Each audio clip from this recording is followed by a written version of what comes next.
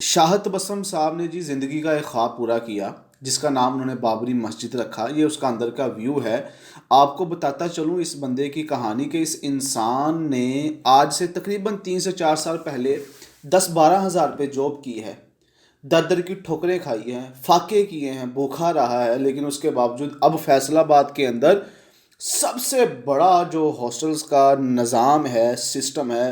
اس فرد کے پاس ہے جس کا نام ہے جی شاہ تبسم۔ تبسم گروپ آف ہاسٹل کے نام سے چل رہا ہے۔ تو اس نے انہوں نے ذاتی اپنے ادھر ہاسٹل کے اندر یہ مسجد بنائی ہے۔ آپ دیکھیں ویو دیکھیں کتنا مزیدار ہے۔ اب ان کے پاس فیصل آباد کا سب سے بڑا نیٹ ورک موجود ہے، لیکن انہوں نے بچوں کی اصلاح کے لیے جو خواب آج سے 8-9 سال پہلے ہم لوگوں نے پیر محل میں بیٹھ کے دیکھا تھا کہ ہم کچھ اس طرح کا نظام بنائیں گے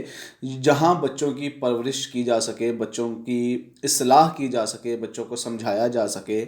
تو آپ دیکھیں کہ یہ علاقے کے درمیان میں بلکہ مین کے اوپر موجود ہے جو سمن آباد کا روڈ ہے۔ لیکن یہ اس سے تشہیر مقصود نہیں ہے، مقصود یہ ہے کہ یہ بندہ دیکھے کتنی محنت کر کے اس مقام پہ آیا ہے۔ تو اس مقام پہ آنے کے لیے بڑی تگودود ہوئی ہے جی۔ تو دیکھیں جی آج کی پہلی اذان اس مسجد کی۔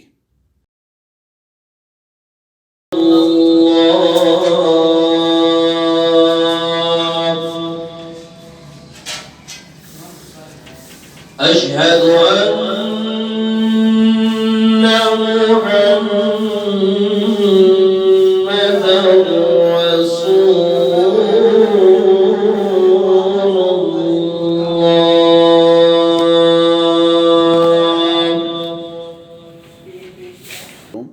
کہ یہ شاہ تبسم صاحب کون ہیں۔ انہوں نے خواب آج سے 8-9 سال پہلے دیکھا تھا اس طرح کے نظام کو بنانے کا، لیکن اس دوران ان کی تنخواہ بھی کوئی 5-6 ہزار تھی، ٹھیک ہے جی، معاملے بھی بڑی مشکل چل رہے تھے، ٹھوکریں تھیں، پریشانیاں تھیں، جو بھی معاملے آپ کہہ سکتے ہیں، لیکن یہ بندہ ڈٹا رہا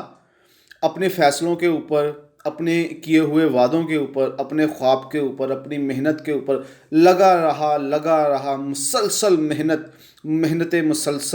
مسلسل جد و جہد، کوشش، کاوش اور انتھک محنت کرتا رہا، اور اب یہ بندہ فیصل آباد کے اندر تمام ہاسٹلز کے اوپر سبقت رکھتا ہے، اور بہترین نظام